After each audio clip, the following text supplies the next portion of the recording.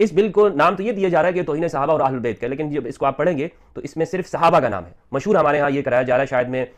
درست سمجھاؤں یا غلط سمجھاؤں، واللہ عالم، لیکن جہاں تک میں نے اس کو پڑھا ہے تو وہ یہی ہے کہ یہ توہین صحابہ کا بل ہے۔ تو توہین صحابہ کی جو تعریف ہے پہلے تو وہ کی جائے۔ ایک شخص توہین کا مرتکب کب ہوگا؟ کیا تنقید کو توہین کا نام قرار دیا جا سکتا ہے؟ کیا قرآن مجید کے اندر وہ باتیں موجود نہیں ہیں جو صحابہ کے بارے میں ہیں؟ محتاج نظر ہے حال میرا سرکار، توجہ فرمائے سرکار، توجہ فرمائے۔ بسم اللہ الرحمن الرحیم والصلاۃ والسلام علی خاتم المعصومین۔ سامنے محترم، توہین نے صحابہ، اہل بیت، ازواج مطہرات رضوان اللہ تعالی علیہم اجمعین ترمیمی بل قومی اسمبلی کے اندر پیش کیا جاتا ہے۔ قابل تحسین بات یہ ہے کہ اسے قبول کیا جاتا ہے۔ پہلے 3 سال سزا تھی، اس کو بڑھا کر 10 سال اور پھر عمر قید تک سزا مقرر کر دی جاتی ہے، صرف پاکستان کے امن کو ملحوظ خاطر رکھتے ہوئے کہ صحابہ کرام رضوان اللہ تعالیٰ علیہم اجمعین کے لحاظ سے، یعنی جو لوگ قانون ہاتھ میں لیتے ہیں وہ قانون ہاتھ میں نہ لیں اور وہ یہ نہ سوچیں کہ اس کے لحاظ سے تو کوئی سزائے مقرر نہیں کی گئی اور اس کے لحاظ سے اگر سزا مقرر کی گئی ہے تو بہت کم ہے۔ تو اس کو سوچتے ہوئے پاکستان کے امن کو ملحوظ خاطر رکھتے ہوئے اس سزا کو بڑھایا گیا کہ جرم جب سزا بڑھتی ہے تو جرم کے اندر آٹومیٹکلی جو ہے وہ کمی واقع ہوتی ہے۔ تو اس اعتبار سے کہ یہ جرم نہ ہو، کیونکہ صحابہ کی بے ادبیاں، ازواج مطہرات، اہل بیت اطہار، خلفاء راشدین رضوان اللہ تعالیٰ علیہم اجمعین، ان کی گستاخیاں ہو رہی تھی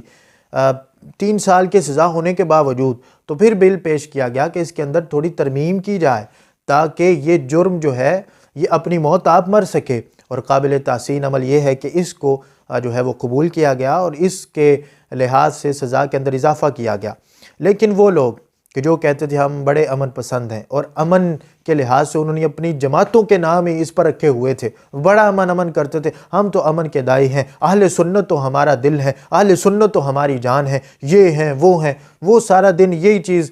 جو ہے وہ کہتے رہتے تھے، لیکن اس کے پس پردہ وہ صحابہ کرام رضوان اللہ تعالیٰ علیہم اجمعین پر تبرہ کرنا عبادت سمجھتے تھے۔ اب ان لوگوں کو تکلیف ہوئی کہ یہ کیا ہو گیا، ہم امن کہہ کے اپنی دکانداری چلا رہے تھے، لیکن اب جب امن کی صورتحال کو قائم کرنے کا کہا گیا تو سارے ہی وہ جو بہروپیے تھے، پردہ اٹھا چہرے سے، وہ سامنے آ گئے۔ اب انہی میں سے ایک مفتی فضل ہمدرد ہے جو پکا رافضی ہے اور وہاں سے فنڈنگ لے کے وہ عقیدے کی ہو، دوسری ہو، جو بھی ہو، وہ لے کے آگے امت کو گمراہ کرنے کی کوشش کر رہا ہوتا ہے، کہتا ہے میں سنی ہوں اور سارے عقیدے روافض کے بیان کر رہا ہوتا ہے۔ اب وہ بھی بیٹھ گیا، پروگرامز کیے اور کہنے لگا جی صحابہ کی تعریف کی جائے، توہین صحابہ کی تعریف کی جائے، اس کی تعریف کی جائے، اس کی تعریف کی جائے، اور پھر سب سے بڑی بات ہے اس نے یہ کہا کہ اس بل کے اندر تو اہل بیت کا نام ہی نہیں ہے۔ یہ اس نے اعتراض کیا، کہنے لگا، کہتا ہے جی اس کو نام دیا جا رہا ہے توہین صحابہ و اہل بیت، جب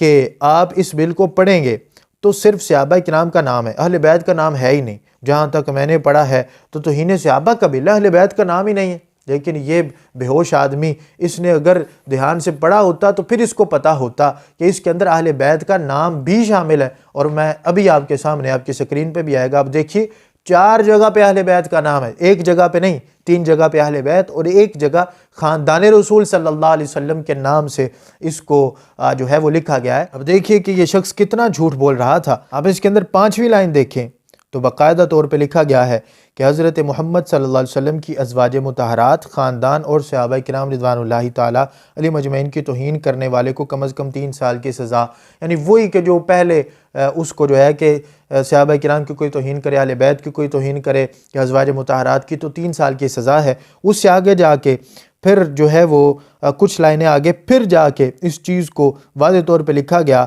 کہ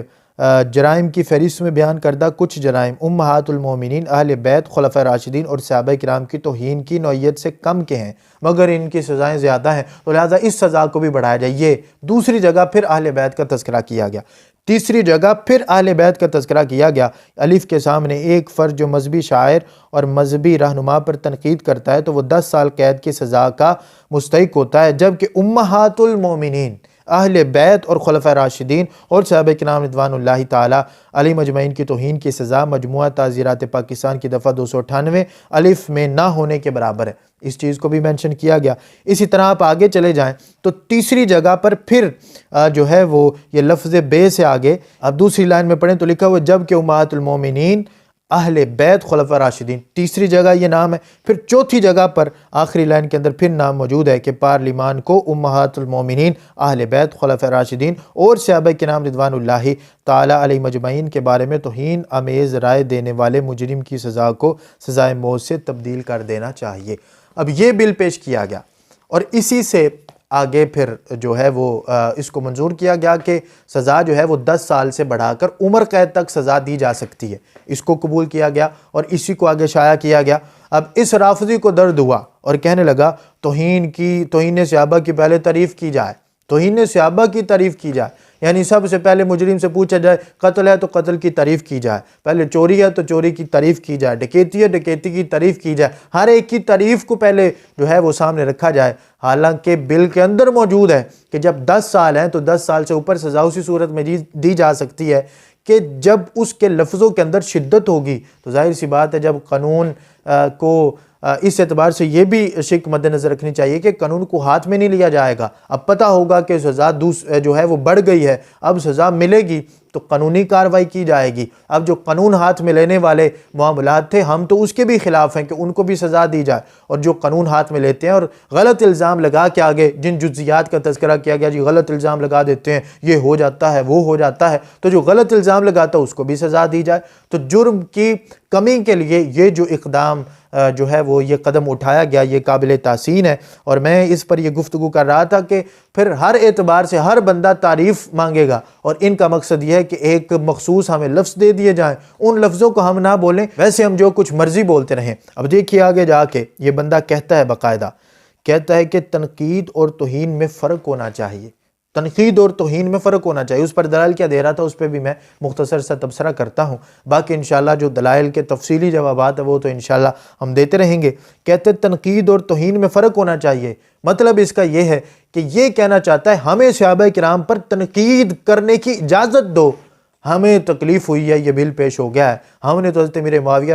رضی اللہ تعالیٰ عنہ کو ہم تو کہتے ہیں وہ صحابی نہیں ہیں، ہم تو ان کے اوپر دن رات تنقید کرتے ہیں اور تان کا نشانہ ان کو بناتے ہیں، اور پھر مرزا انجینئر بھی ان کے ساتھ مل کے کامنٹ کر رہا ہے ویل ڈن، بہت اچھا کام کیا ہے آپ نے یہ بات کر کے، کیا کہ تنقید کرنے کا ہمیں موقع دیا جائے، صحابہ کرام رضوان اللہ تعالیٰ علیہ مجمعین پر توہین کو ذرا الگ رکھا جائے، اس کے منتخب الفاظ ہمارے سامنے وضع کر دیے جائیں تاکہ ان منتخب الفاظ کو ہم نہ بولیں، اور دوسری طرف جو تقیہ کی چادر اوڑی ہوتی ہے ہمارے دین کے اندر تو واضح ہے کہ حضرت امام مہدی کے آنے تک ساری امت تقیہ کے اندر ہی ہے، اور رسول اکرم صلی اللہ علیہ وسلم نے معاذ اللہ تقیہ کیا، ائمہ کرام نے مولا علی نے تقیہ کیا، سارے ائمہ تقیہ کرتے رہے، اور ہم پر بھی تقیہ ہے تاکہ یہی چادر اوڑھ کے ہم یہ کہتے رہیں کہ اہل سنت تو ہمارا دل ہے، اہل سنت تو ہماری جان ہے، اور جب صحابہ کی بات آتی ہے تو وہاں پر نکل آتی نہیں نہیں نہیں یہ بل نہیں ہونا چاہیے، ایسا بل نہیں ہونا چاہیے۔ جب آپ صحابہ کی توہین کرتے ہی نہیں تو آپ کیوں بل سے ڈر رہے ہیں؟ اب دیکھیے تنقید اور توہین میں کہتے ہیں جی فرق ہونا چاہیے، تو کیا آپ تنقید کی اجازت مانگ رہے ہیں؟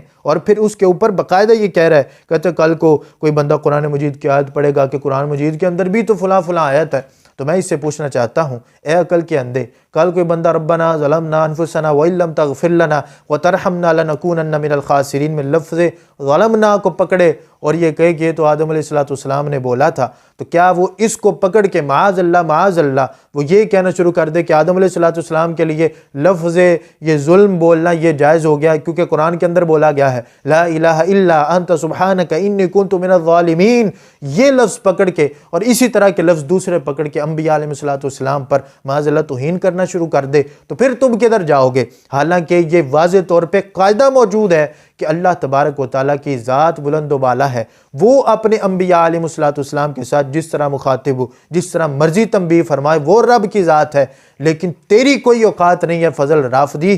کہ تو ان کے بارے میں تنقیدی جملے بولے اور ان پر تان و تشنیع کرے۔ تو اپنے والدین کو سامنے بٹھا، ان پہ تنقید کر، ان کے لحاظ سے یہ ساری اجازتیں مانگ، تجھے کوئی نہیں روکے گا، ان کے لحاظ سے کر۔ تو جب تجھے اپنے ماں باپ کی، اپنے والدین کی عزت پیاری ہے کیونکہ وہ تیرے والدین ہیں، کیونکہ وہ تیری والدہ ہیں، وہ تیرے والد ہیں، تو کیا ہمیں ان ہستیوں کی عزت پیاری نہیں کہ جن کے بارے میں خود قرآن نے کہا لقد من اللہ علی المؤمنین اذ بعث فیہم رسولا منہم یتلو علیہم آیاتہ ویزکیہم۔ آج تیرے پاس بیٹھنے والے تو علم حاصل کر جائیں، تیرے جیسے جاہلوں کے پاس بیٹھنے والے وہ تو سیدھے ہو جائیں، لیکن رسول اکرم صلی اللہ علیہ وسلم جن کو تزکیے کے لیے بھیجا گیا تھا، کیا سرکار نے کسی کا تزکیہ نہیں کیا؟ کیا ان کی صحبت میں رہنے والوں کے دل صاف نہیں ہوئے تھے؟ آج پیروں کے پاس بیٹھنے والے وہ کہیں جی نگاہ مار کے دل بدل دیتے تھے، تو کیا رسول اکرم صلی اللہ علیہ وسلم نے کسی کا دل نہیں پھیرا، کسی کا تزکیہ نہیں کیا؟ قرآن کے اندر اللہ واضح فرماتا ہے ہم نے تو بھیجا ہی رسول اکرم صلی اللہ علیہ وآلہ وسلم کو اس لیے ہے